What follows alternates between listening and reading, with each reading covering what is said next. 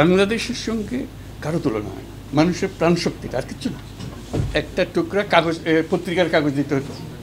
তো শুনছো কিনা তোমরা জানি না, কী কারণে দিতে হতো এটা কাগজ? হ্যাঁ, এটাকে বলে নাশা। তোমাদের ভাষা, আমার ভাষা না।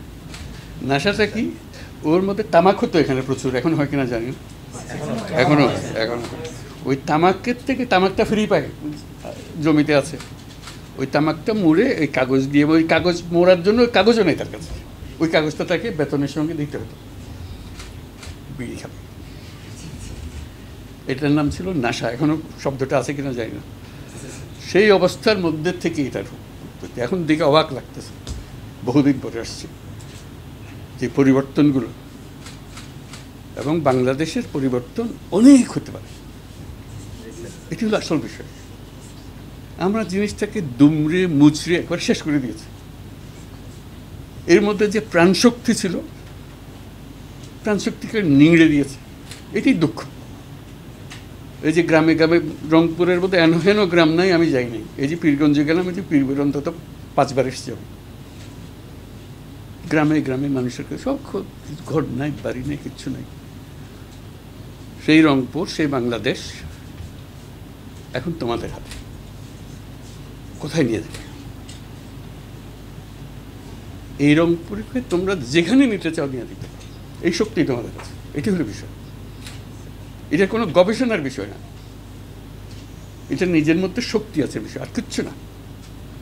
আমাকে তো পৃথিবীর বিভিন্ন দেশে, বিভিন্ন গ্রামে নিয়ে যায়। বাংলাদেশের সঙ্গে কারো তুলনা হয় না। মানুষের প্রাণশক্তিটা আর কিচ্ছু না। তার কাছে টাকা নাই, পয়সা নেই, কিন্তু সাংঘাতিক রকমের আগ্রহ আছে। এটি হলো বিষয়। এবং যে আগ্রহের কারণে বাংলাদেশ যখন সৃষ্টি হয়, তখন শুরু হলো দুর্ভিক্ষ দিয়ে, এবং রংপুর হলো দুর্ভিক্ষের ঘাঁটি। প্রতি বছর দুর্ভিক্ষ এখানে হতো। এই দুর্ভিক্ষর কপাল থেকে আমাদের যাত্রা শুরু। আজকে সেখান থেকে কোথায় চলে এসেছি, আরো কোথায় যেতে পারতাম। এবং শুধু এই তোমাদের মতো ছেলে মেয়েদেরকে যদি আমরা বলতাম যে যাও বাবা, এখন যাও, করো কাজ, শুধু এইটুকু দরকার, কিচ্ছু দরকার নেই। তোমাদের হাতে যদি ছেড়ে দিতে পারতাম, এটা নিয়ে কোথায় নিয়ে যেতে চাও তোমরা না।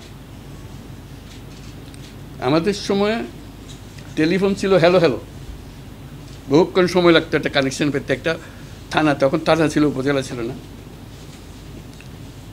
20-25টা টেলিফোন ছিল, ঘুরে ঘুরে আমার 10 নম্বর দেন, ওই 10 নম্বরে একজন লাগাই দিত। হ্যালো হ্যালো হ্যালো 10 নম্বর ফোন। এখন সবার হাতে সব কিছু যন্ত্র এই হাতের মুঠার মধ্যে চলে এসছে।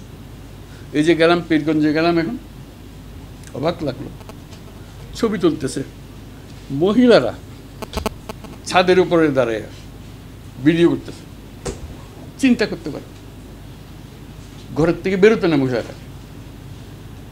কাজে এই যে পরিবর্তন, এই যে যন্ত্রটা তোমার হাতে চলে এসছে, এখন বিশ্ব জয় করার সময়, এখানে আটকানোর সময় না। দুর্ভাগ্য আমরা আটকে ফেলেছি।